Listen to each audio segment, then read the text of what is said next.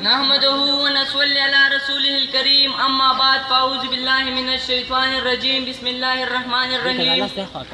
جناب صدر پرنسپل محترم، اساتذہ کرام اور میرے شائن صفت ساتھیو، السلام علیکم ورحمۃ اللہ وبرکاتہ. آج جس موضوع پر مجھے لب کشائی کا موقع دیا گیا ہے وہ ہے دنیا بھر میں میری شناخت. جناب صدر اور محترم سامعین، ذرا غور کیجئے کہ اگر آج ہم پاکستان میں نہ رہ رہے ہوتے تو ہماری پہچان کیا ہوتی، لوگ ہمیں کیا کہہ کر پکارتے، ہمارا کوئی الگ قومی و ملی تشخص نہ ہوتا. ہمیں قائد اعظم اور دیگر رہنماؤں کا شکریہ ادا کرنا چاہیے جن کی پرجوش قیادت سے ہمیں یہ جان سے بھی پیارا وطن ملا. ہمیں خدا کے حضور سجداریز ہونا چاہیے کہ اس نے ہمیں اسلام کے اصول کے مطابق چلنے کے لیے الگ وطن عطا فرمایا.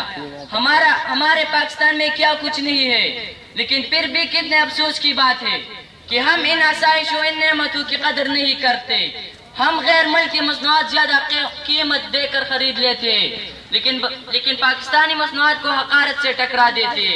ہم پاکستان کے بننے ہوئے کپڑے پر جاپانی مہر لگی دے کر مہنگے داموں خرید لیتے، لیکن براہ راست یہ کپڑا خریدنا پسند نہیں کرتے.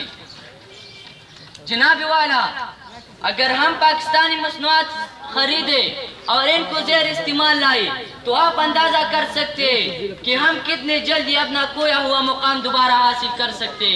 ہمیں اپنے دشمنوں کو بتا دینا چاہیے کہ ہمارے ملک کے بوڑھے، جوان، مرد و عورت، حتیٰ کہ بچہ اپنے وطن پر قربان ہونے کا جذبہ اور حوصلہ رکھتا ہے.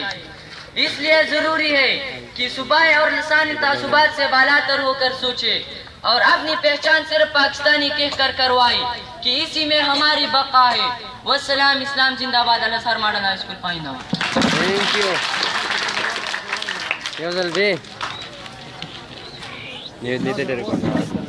کلاس پوری ہوتا ہے.